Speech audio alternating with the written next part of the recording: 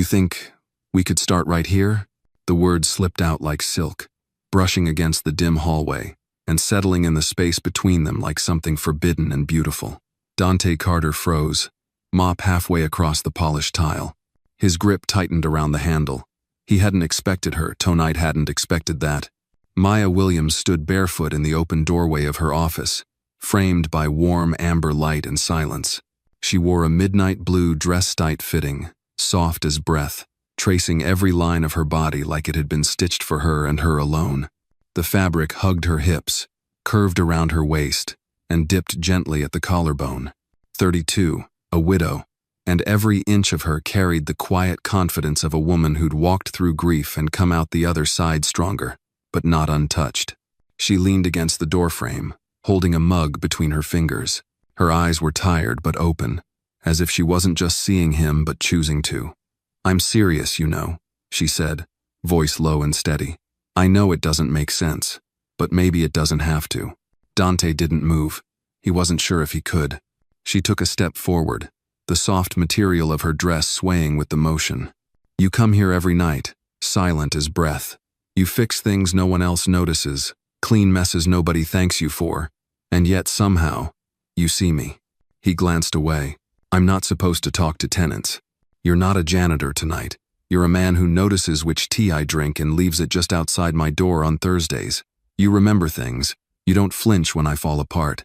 He swallowed hard. "That was a mistake. I shouldn't have seen." "You did," she cut in gently. "And you didn't look away. You stood there like I wasn't broken, like you were waiting for me to come back from wherever I'd gone." He blinked, the mop still idle in his hands. "I spend all day being in charge," she continued. "Everyone I talk to wants something from me, through me, or for themselves. But you," she smiled faintly, a little sad, a little curious. "You clean up after the world without asking anything back. And I wonder, when was the last time anyone asked you if you wanted something?" Her words weren't flirtation, they were deeper, closer to something sacred, an opening. "I just clean, Miss Williams," Dante murmured. "Maybe," she said, taking one more step. "Or maybe you're the one person in this whole building who doesn't lie to themselves about who they are." He felt heat rising under his collar. "I should finish the floor." "You always finish the floor," she said, voice softer now. "But you never stop long enough to be part of the room." He hesitated. The silence felt like it might break if either of them moved too fast. "I wasn't sure I had permission," he said. "Well," Maya breathed. "You do now." He nodded once, slowly, then turned back to his work. The mop glided across the floor with measured grace, not rushed, not mechanical. Behind him, Maya watched for another few seconds, then disappeared into her office, leaving the door open. Later that night, back in his narrow apartment above Macmillan's barbershop, Dante sat on his worn couch, city sounds muffled by the old windows. He stared at his phone but didn't open any notifications. Instead, he replayed her voice, the way the dress moved as she leaned into the doorway, the way her words pressed gently against places he kept buried. "You think we could start right here?" He thought of his mother's voice again. "There's folks who see your back, and folks who see your eyes. Know the difference, son." And tonight, Maya had looked him in the eyes. The next evening, Dante arrived as always, 9 p.m.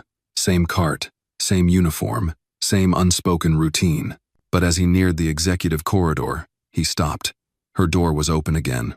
Inside, the light was warm, and on the desk, 2 cups of tea, steam curling in invitation.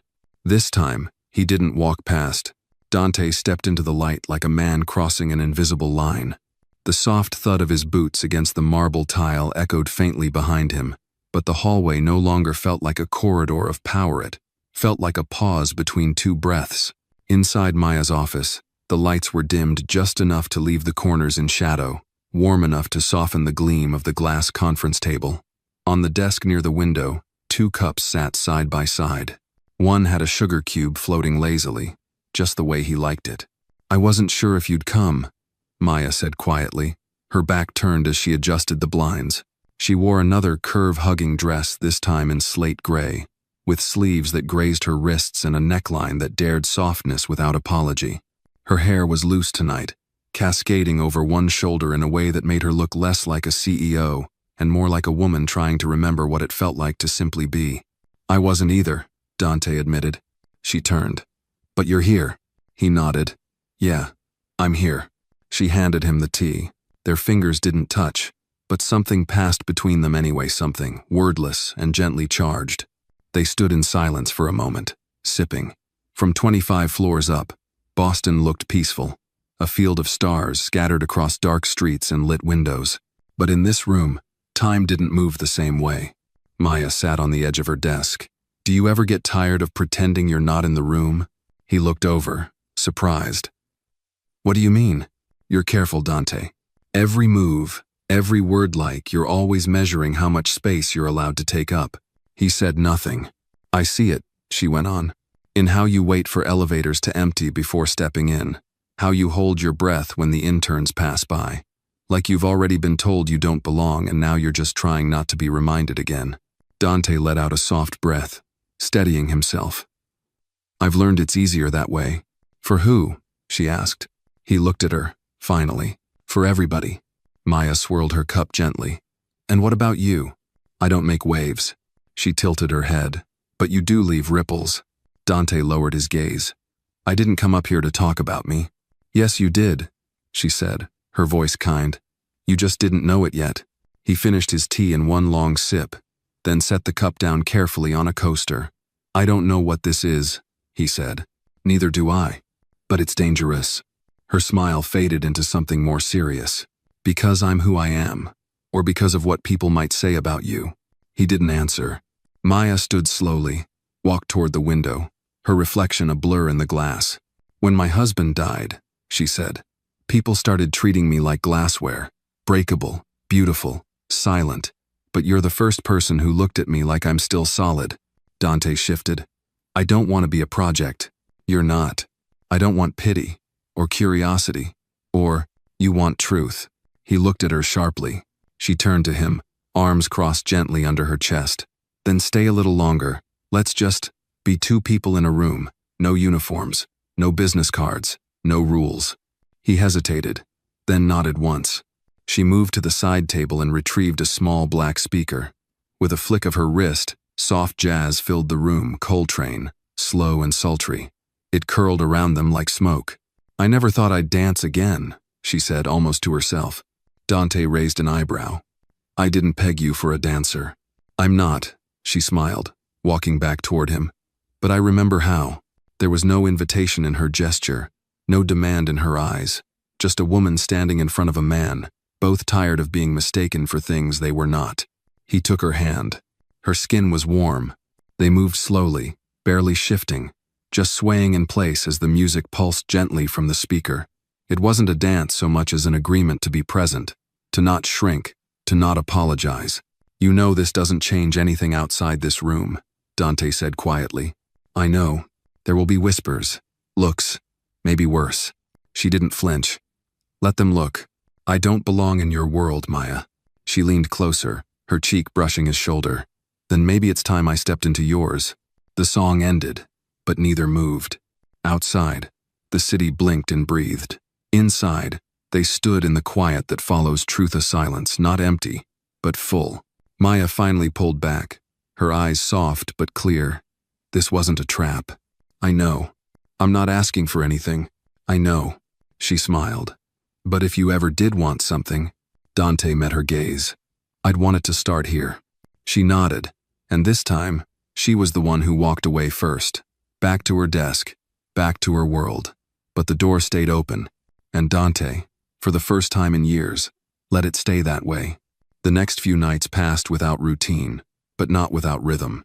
Dante still showed up just before 9, same cart, same uniform, but now with something new beneath it, an awareness, of her, of himself, of the way the world around them hadn't changed, but something between them had. He didn't always stop by her office. Sometimes he just walked past, letting the flickering light of her doorway brush his shoulder. Sometimes he left a cup of tea on the ledge, and sometimes, like on Thursday, she was already waiting for him, barefoot, dressed soft and shaped to her form, 2 cups already poured. They didn't talk about what they were doing. They didn't label it, because labels came with expectations. and expectations came with consequences. But word, as it does in office buildings, began to stretch and slither. On Monday morning, a junior copywriter posted a blurry image to the company Slack.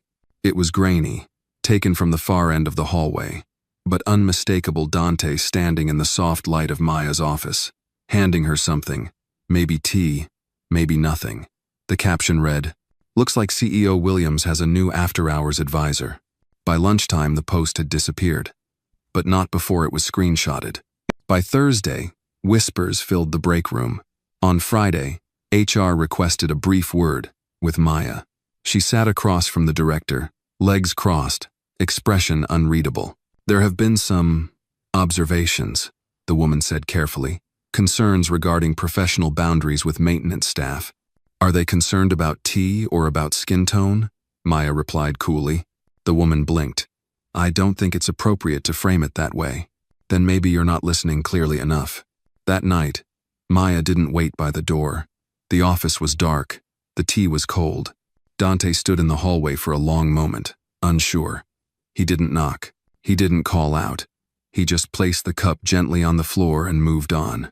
2 nights later, he was at the laundromat on Tremont, folding shirts with quiet precision, when his phone buzzed. Unknown number. He hesitated, then answered. "You don't answer unknowns, huh?" Maya's voice came through, tired but steady. "Depends on the night." "Well, tonight, I could use some company. And I don't just mean your mop." Dante smiled faintly. "I'm off duty." "I'm not." There was silence then. Front doors open. Her apartment was not what he expected. It wasn't sleek and glass like her office. It was warm, worn in, with books stacked on tables and candles burned halfway down. The couch was soft, the kind that swallowed you when you sat. A half-finished painting leaned against the wall, strokes of blue and rust slashing across the canvas. She was in leggings and a long, oversized t-shirt, hair pulled into a messy knot.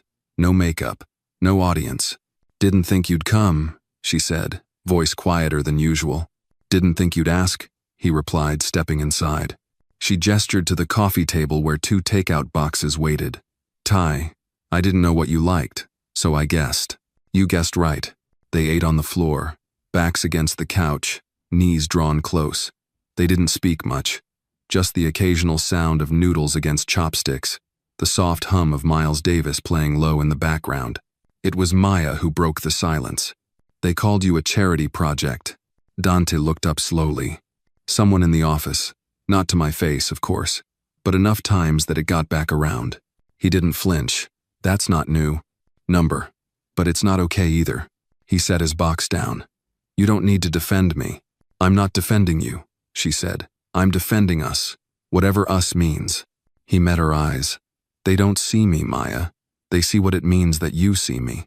And they're scared of that." He gave a humorless smile. "They should be."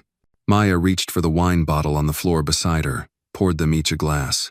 "I've spent my whole career being perfect, sharp, controlled, not because I wanted to impress anyone, but because if I wasn't, they'd replace me with someone who smiled more and cost less." She handed him a glass. "But you make me forget the performance." He took the glass, studied the color. "And what do I make you remember?" She looked at him, unwavering. "That I'm still allowed to want something just because it feels good. Not strategic, not smart, just right." He drank. "That's a dangerous thing to remember. I'm done living safely." They didn't kiss that night. There was no crescendo. Just 2 people, side by side, on a floor neither of them had planned to share. At midnight, he stood to leave. "I'll see you tomorrow," she said as he reached the door. He paused. "Will you?" Her smile was tired, but there. "That depends. Will you let yourself be seen again?" He didn't answer. But this time, he didn't shut the door behind him either.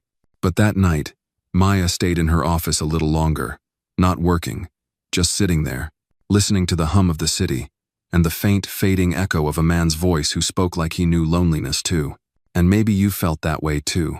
If this moment stirred something within you, go ahead and hit like. Sometimes, stories like this deserve to be felt together. But Maya didn't have words for what she was feeling, only the echo of his voice, still soft in her ears. The next morning came with rain soft, steady and relentless.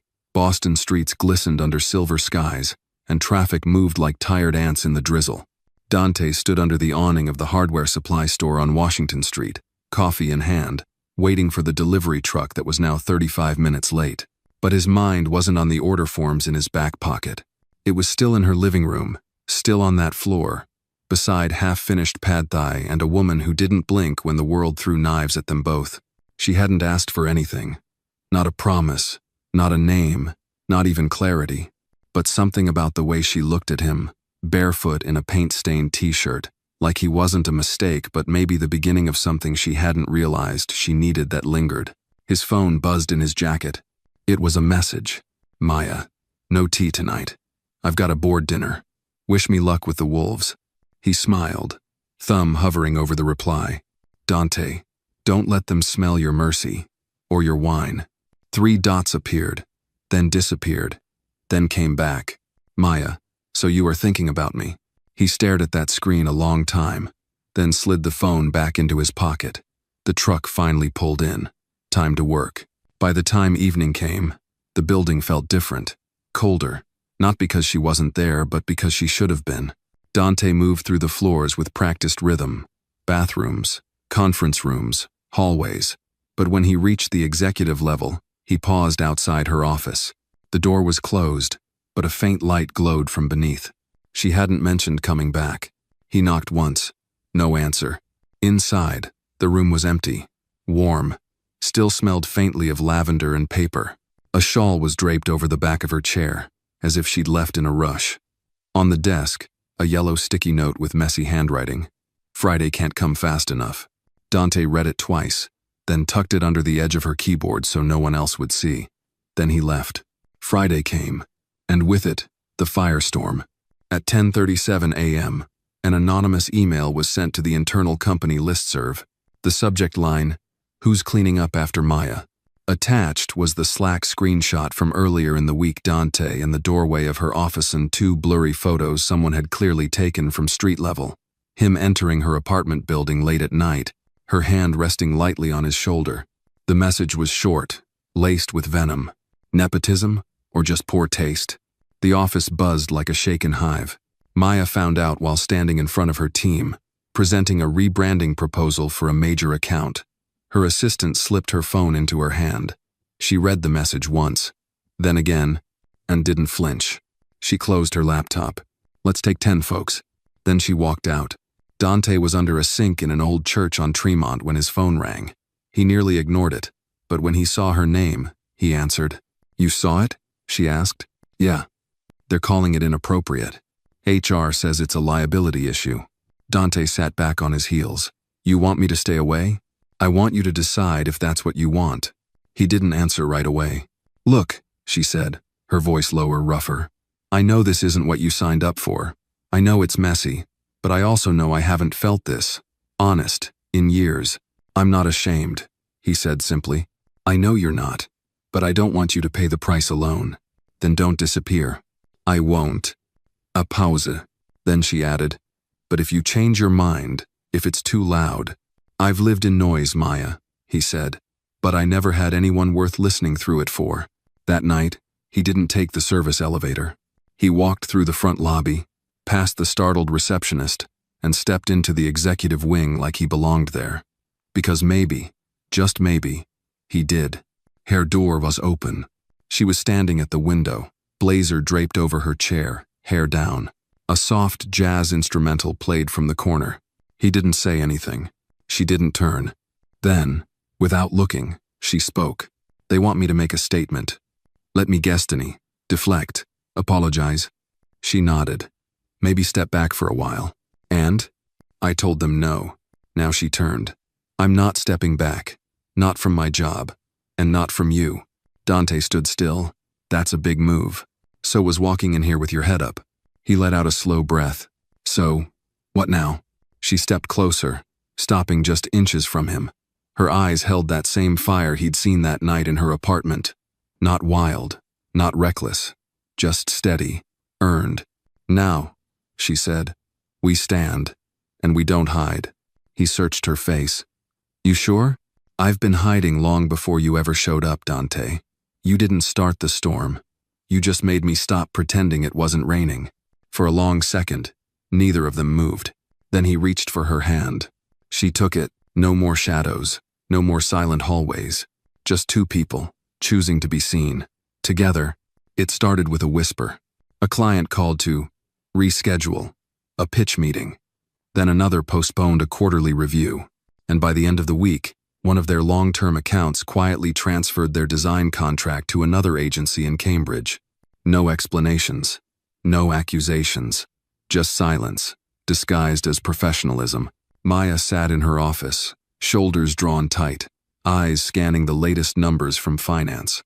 3 lines of red where there used to be green. A polite memo from the board. We support you, but we need discretion. Code, of course, for fix this or fade out. Dante knew none of this until Friday night. He found her sitting cross-legged on the office couch, her heels off, one foot tucked beneath her. The room was lit only by the soft hum of the city through the windows, and an untouched cup of tea sat cooling on the table beside her. She didn't look up when he entered. They're backing away, she said flatly. One by one. He closed the door behind him. Because of me. No, she said quickly. Because of us. Because it makes them uncomfortable. He stepped closer. You're not thinking of backing down, are you? She looked at him then, really looked. Do I seem like the backing down type? He sat beside her. No. But you do seem tired. I am, she admitted, voice barely above a whisper. Not from the work. From the pretending. I spent years building a reputation that would shield me. Turns out, it was just a pretty cage. He reached over, gently took her hand. Then maybe it's time to stop performing for people who only clap when it benefits them. She leaned into him, resting her head on his shoulder. How do you stay so steady? I don't, he said. I just learned how to be still in the middle of noise. They stayed like that for a long while. Outside, the wind picked up, brushing against the windows like fingers drumming for attention. Inside, they didn't move, didn't speak, just existed in the same space, breathing together. Eventually, Maya pulled back, her expression more resolved than weary. I'm writing a letter, she said. A public one. He raised an eyebrow. Like, open letter? She nodded. To the people who think they can define me, and you, and what this is. Dante didn't say anything right away. Then, you sure? I've never been more. He nodded once. Then say what needs saying. But don't do it for me. She looked puzzled. What do you mean? Do it because you're done shrinking. Not because you're trying to save me. I don't need saving, Maya. I just want standing next to. A small smile curled at the edge of her mouth. Well, then let's stand. 2 days later, the letter was published. It wasn't dramatic. It wasn't long. Just a single page, plain font, signed in her name. Some will call this rebellion. But rebellion implies chaos. What we're building is something else. Structure, honesty, courage. If seeing a black man beside a white woman still stirs outrage in 2025, maybe the problem isn't the couple. Maybe it's the lens we still refuse to clean. The post went viral in under an hour. Local blogs picked it up, then design magazines. Then a late-night talk show host quoted it on air. And with that, the story shifted. They weren't a scandal anymore. They were a statement.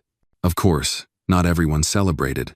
One afternoon, Dante arrived at a property in Beacon Hill, scheduled electrical repair for an older brownstone.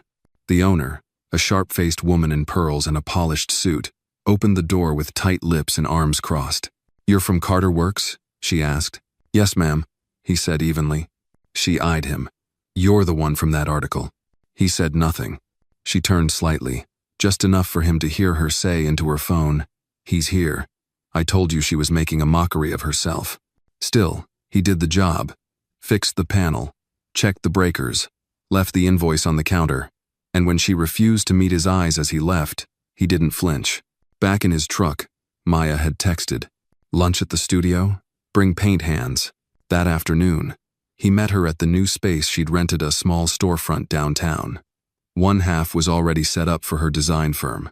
The other side was raw, open, with drop cloths on the floor and canvases leaning against the walls. He stepped in, wiping sweat from his neck. You sure about this? She grinned. I didn't buy this to hide. I bought it so we could build something real.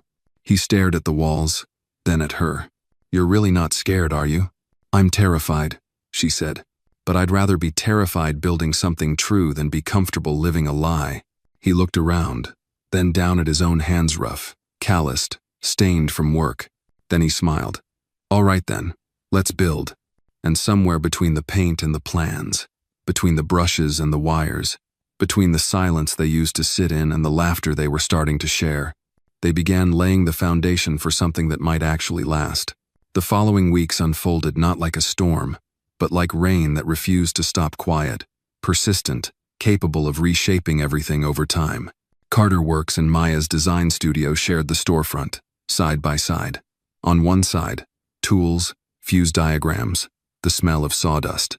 On the other, palettes, brushes, and a wall slowly filling with paintings that looked like they were breathing. The sign above the door read simple and bold, Williams and Carter Studio. They didn't throw a grand opening. Instead, they started small. A handwritten flyer taped to a nearby coffee shop window. A post shared quietly on Maya's Instagram. Saturday Fix-It Day. Free minor repairs for seniors, veterans, and single parents. No questions asked. Come with a story or don't just come. The first Saturday, 5 people showed up. By the third weekend, they had a line. Dante brought 2 of his old apprentice buddies, Devin and Jalen Young. Sharp, hungry to do real work that mattered. Maya taught them how to hold a paintbrush the way she taught herself how to hold a grief-stricken heart. Firm, honest, unflinching. Their space began to change too. A mural went up on the inside wall sketched by Maya, colored in by neighborhood kids. It showed 2 hands on dark, one light building a bridge from scraps, bolts, and bright light. No signatures, just colors. One evening, as Dante rolled up the garage-style door after closing, Maya handed him a sandwich wrapped in brown paper and a cold root beer. You always feed the crew, he teased. You're not crew, she said, then added, your foundation. He gave a soft laugh. That sounds heavier than I'm used to. She leaned on the doorway next to him. You carry weight like it's oxygen. He took a bite, chewed thoughtfully, then asked, you ever think we're pushing too hard, too fast? She didn't answer right away. Then, every day. But I've also learned that if you wait for permission to be who you are, you'll die with your voice still in your throat. He looked at her. You're getting poetic again. She grinned. Occupational hazard. That night, they didn't go home separately. Instead, they sat on the floor of the studio long after the lights were off, sharing stories of things they didn't tell many people. Dante told her about the time his mother taught him to rewire a lamp after their landlord refused to fix the lights in their apartment. He was 10. She said, you fix the dark by touching it, son, not by waiting for someone else. Maya told him about the gallery that once told her she was too urban for their taste. Right after offering to buy her painting at a discountif, she left her name off it. They didn't kiss, but they didn't need to. Sometimes intimacy was just sitting close enough to hear the other person breathe, and not needing to fill the space with anything but presence. The next morning brought a new challenge. An email, anonymous again, sent to the local press, CC'd to the city business registry and Maya's board. It included photos of Maya and Dante at the mural wall, one of him holding a drill, another of her painting with children. The tone wasn't cruel, but it was pointed. Are these the optics Williams and Carter want to be known for? Charity work as branding? Romance as rebellion? Should professionalism come second to performance? Maya read it in silence, jaw tight. Dante looked over her shoulder, reading the words like bullets. They're trying to dress judgment in concern. Let them. I can make a statement, he said. Or I can step back. Give this room to breathe. She turned to him. Don't you dare. He blinked. She stepped forward. Don't you dare let them shame us into silence. This isn't about a picture. It's about people who've built their comfort on watching others stay small. You said you didn't need saving. Fine. I don't either. But I need partnership. And partners don't hide. He exhaled slowly. All right then. What do we do? We paint louder, she said. They responded the only way they knew how. The next Fix-It Day, they rolled up the door and invited in a reporter from a local nonprofit podcast. Maya spoke plainly. Dante didn't try to impress. They talked about the work, the kids, the repairs, the stories. And when the host asked what made them different from any other business downtown, Maya said, "We don't build for applause. We build because people deserve to feel safe where they live and seen where they stand." The story aired that Sunday. It wasn't explosive, but it was enough. Enough for a woman in Roxbury to write a handwritten letter thanking them for fixing her mother's heater. Enough for a retired mechanic to drop off a box of tools he hadn't touched since his hands started shaking. Enough for 3 kids from the neighborhood to show up every Saturday asking to help fix stuff. That night, as Dante turned off the lights and Maya gathered brushes, she asked quietly, "You still scared?" He didn't lie. "Yeah." "Of what?" "Of how much this matters. Of what it'll cost. Of who we might lose." She nodded, then walked over, rested her forehead against his chest. "But we won't lose us," she whispered, and he believed her. Not because she promised, but because every day she kept choosing to stay, and so did he. The next chapter was already writing itself. With every paint stroke, every bolt, every breath, they refused to take in silence. The storm came not with thunder, but with a name.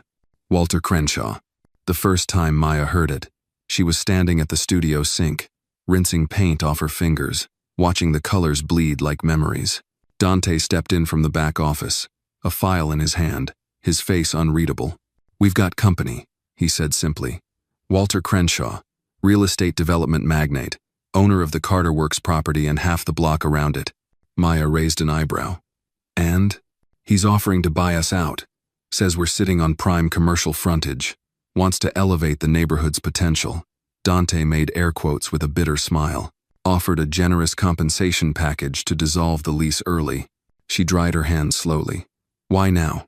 "He says it's about expansion," Dante replied. "But I looked deeper. He's been quietly buying up black-owned businesses on this street for the last year. Our success? It made us visible, and now we're inconvenient." Maya turned to the window. Outside, the mural glowed in the early evening light. Kids had drawn tiny stars between the 2 hands on the wall.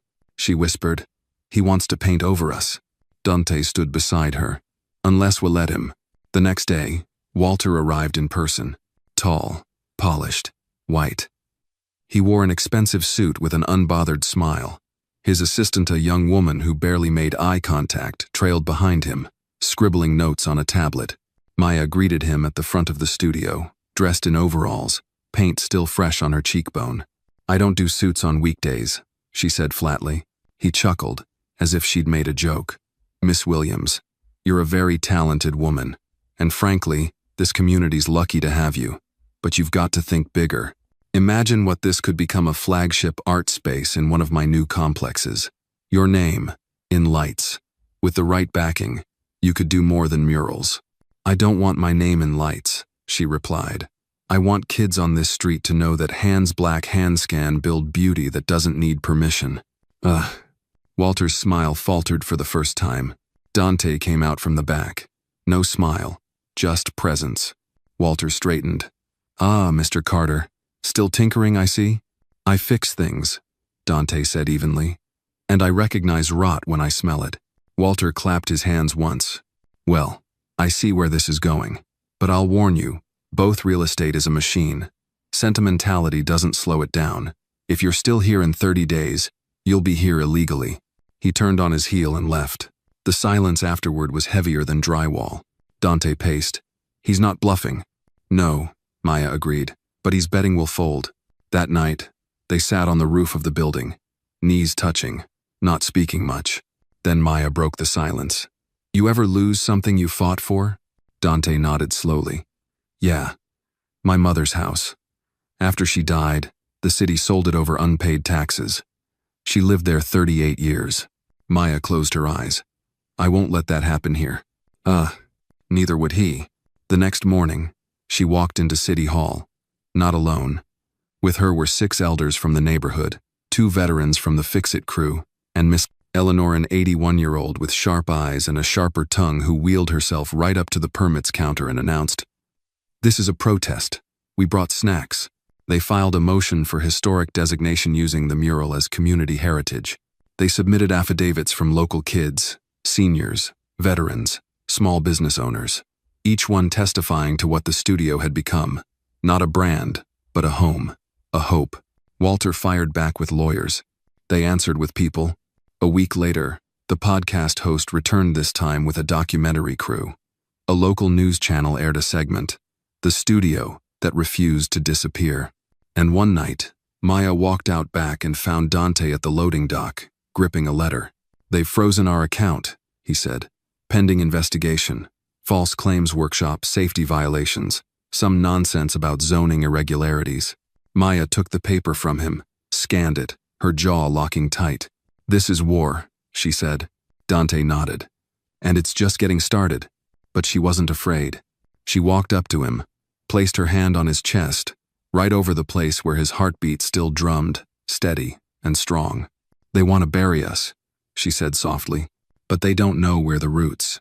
They stood there as the night pressed in, not speaking, not backing down, just breathing in tandem. And in the silence, something ancient passed between them, not just love, not just resolve, but legacy. The next chapter would not be about defense. It would be about defiance. It would be about standing not as victims, but as witnesses. Witnesses to their own worth, to each other's courage, and to the truth that no mano name, no suit, no threat could erase what had been built with open hands, honest labor, and unapologetic love. Dawn came gray and hard.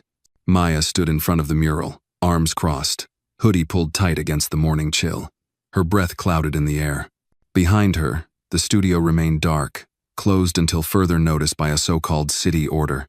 But the mural still blazed with color, still showed two hand-zoned dark, one light reaching toward each other. Still whispered to the block, "We are still here." Footsteps approached. Heavy boots on sidewalk. Dante joined her, carrying 2 styrofoam cups of coffee, steam curling up like prayers. He handed her one without a word. They stood shoulder to shoulder for a long moment. "They're setting the hearing for Friday," he said finally. Maya sipped, eyes locked on the paint-streaked wall. "You ready?" "I was born ready," Dante muttered. "But we're outgunned. He's got lawyers with last names longer than our lease." "I know," she said. "That's why we won't fight him alone." By noon, the studio's tiny back alley was filled. Kids, neighbors, veterans, local teachers and retired postal workers. Even the shy barber from down the street brought folding chairs and passed out water. They weren't protesting. They were testifying just by showing up. Miss Eleanor rolled in wearing a black beret and an old March on Washington button. "My bones may be brittle," she said, "but I still stand for justice." Someone had brought paint. A blank wooden panel leaned against the studio fence, and people began to add to it brushstrokes of memory. A kid painted his grandma's rocking chair. Another drew his dad's welding gloves. An elderly man painted his first Navy ship, sailing on blue waves. No one directed them. It just happened. Maya stepped back and watched the collage grow. Her eyes stung. Then a familiar voice rose behind her. Deep, warm, steady. "I spent a decade cleaning offices no one looked twice at," Dante said to the small gathering. "I used to walk past this mural after midnight, thinking no one knew it was there. But one night, she left the lights on." He turned slightly to Maya, and I realized it wasn't the paint that mattered. It was what she saw when she made it. The crowd fell silent. Maya looked down, humbled, then stepped forward. "There's power in building something with your own hands," she said. "But there's more power in saying no when someone tries to take it." The moment hung in the air like a spark. Then someone clapped, then another. Soon, the entire alley rang with applause, not loud or forced, but certain. The kind that said, "We're with you," but the storm hadn't passed. That evening, Maya found a plain envelope slipped under her apartment door. No return address. Inside, 3 printed photos. One of her walking home late, alone. One of Dante locking the studio gate. One of the mural half covered in black spray paint. No note, just proof. She dropped the envelope on her kitchen table and sat down slowly, her hands trembling. Dante was at her door 15 minutes later, breathless. "I got the same envelope." They sat in silence, eyes on the photos. Fear curled around their ribs like smoke. Not the kind that screamed, but the kind that whispered, "We're watching." "Whoever sent this knows where we live," Maya said quietly. They want us rattled, Dante replied. It's working. He reached for her hand. Only if we let it. That night, she didn't sleep. Instead, she pulled out a notebook, started writing. Not a manifesto, not a statement for the press, but a list. Names. Every person who had ever walked through the studio doors. Every child who painted. Every elder who taught. Every laugh that had echoed inside those walls. She filled pages, and by dawn, her hands hurt but her fear had quieted. Friday came cold. The city hearing was held in a municipal building with gray walls and fluorescent lights. Walter Crenshaw arrived flanked by lawyers in matching suits, smug and well-rested. Maya and Dante walked in with no attorneys. Just people. Miss Eleanor was wheeled to the front row. The kids sat in the back, fidgeting, dressed in their best. One clutched a crumpled drawing of the mural. The hearing began. Walter's attorney spoke first, polished, calm. This property has commercial potential. Our client's proposal would create jobs, generate tax revenue, and elevate the neighborhood's economic standing. Maya's turn. She stood. No podium, no papers, just her voice. I don't have slides or spreadsheets, she said, but I have stories. And then, one by one, people stood beside her. The veteran who found community again. The teen who stayed off the streets because of art classes. The mother who said her autistic child finally spoke during a music circle. Each voice built on the last, like a rising tide. When it was over, the room was silent. Even Walter seemed smaller. The council recessed. They'd announce their decision Monday. Outside, as the crowd spilled onto the sidewalk, Maya exhaled deeply. We showed up, she said. Dante nodded. We always do. She looked at him then, sunlight catching his jawline, and for a split second, she forgot about the mural, the lawsuit, the photos. She just saw him, and in that quiet beat between the chaos, she whispered, "Thank you for not walking away." He smiled. Wasn't an option, but as they turned to go, none of them noticed the man across the street, dark coat, phone pressed to his ear, watching them, not smiling, because some storms don't end, they just pause, waiting. It rained that weekend, a soft, soaking rain that draped the city in a hush. Maya sat by the window of her apartment, one hand wrapped around a mug of lukewarm coffee, the other tracing slow circles on the condensation gathering on the glass. Her eyes weren't on the street below. They were inward back to the man across the street, the one she hadn't noticed until it was too late. Dante had seen him later on the surveillance footage, standing half-hidden beneath a city bus stop, holding a phone, watching the crowd, watching her. You think he's working for Crenshaw? She had asked. Dante didn't answer right away. He just nodded once, eyes narrowed. He's not the kind of man who loses gracefully. Sunday night brought thunder, the kind that rolled in low and long, shaking the floorboards and making Maya's lights flicker once, twice. She stared at her living room wall, where the photos from the envelope were now pinned side by side like unwanted trophies. You don't scare me, she whispered aloud. But her voice caught slightly at the end, and in the quiet that followed, her phone rang. Unknown number. She hesitated, then answered. Miss Williams. The voice was male, crisp. This is Officer Howard from the 9th Precinct. I need to ask you a few questions about an incident involving Mr. Dante Lee. Maya sat up straighter. What happened? He's being held for questioning, the officer said. There was an altercation near a construction site. We need someone to confirm his identity and vouch for his whereabouts. I'm coming, she said instantly, already grabbing her coat. At the station, fluorescent lights hummed overhead as she sat across from a weary desk sergeant who looked like he hadn't slept in days. They said there was an incident, Maya said, breath short. Where is he? Room 3, the sergeant said, barely looking up. But just so you know, there's no formal charge yet. It's a misunderstanding. Maya's heels echoed against the hallway tiles as she walked. When the door to room 3 opened, she saw him sitting at a steel table, hands clasped, brows drawn together not in fear, but in a slow, contained rage. Maya, he said softly. Her chest tightened. She rushed to him. What happened? Some guy said I threatened him, Dante replied, jaw clenched. He was painting over the side of our building black spray paint. I told him to stop. He swung at me first. I didn't even hit him, But they arrested you. He said I looked threatening. The words hung there like poison. Maya's face hardened. You're being framed, she whispered. Crenshaw's pulling strings. He looked up at her then, eyes sharp. That man at the mural. He wasn't just watching us. He was coordinating. We need help, Maya said. Outside help. They got it the next morning. Mr. Raymond Archer, an aging civil rights lawyer, semi-retired, with more stubbornness than suit, showed up at Maya's studio unannounced. He wore a brown fedora and carried a copy of the city charter under one arm. I heard about your mural, he said, and about Crenshaw, and about Dante being held. Maya blinked. You heard? Miss Williams, in this town, injustice travels faster than the morning paper. He walked right in like he'd always belonged there, scanning the room, nodding once. You've got the city council's attention. Now it's time to make them remember their own bylaws. That afternoon, Archer filed an injunction. Public property defacing, racially motivated intimidation, civil liberties violations.